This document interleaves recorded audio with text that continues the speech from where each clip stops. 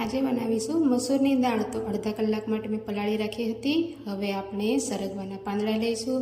તો કઢાઈ લીધી છે, એમાં પાણી, મીઠું અને હળદર નાખી દઈશું। હવે આપણે જે દાળ ધોઈ રાખી હતી તે નાખીશું। ત્યાં સુધીમાં આપણે મસાલો રેડી કરીશું। તો ટામેટું કાપી લીધું છે, ધાણા જીરું પાવડર, મરચું, હળદર અને થોડું મીઠું નાખી દઈશું। તો આપણી સરસ મજાની દાળ પણ ચડીને રેડી થઈ ગઈ છે। હવે આપણે કઢાઈ લઈશું, એમાં તેલ નાખીશું અને સાથે ખાવા માટે મરચાંને પણ ફ્રાય કરી લઈશું। તો મરચાંને કાઢી લઈશું। હવે રાઈ ઉમેરીશું, જીરું, હિંગ અને આપણે જે મસાલો રેડી કર્યો હતો એને કૂક કરી લઈશું।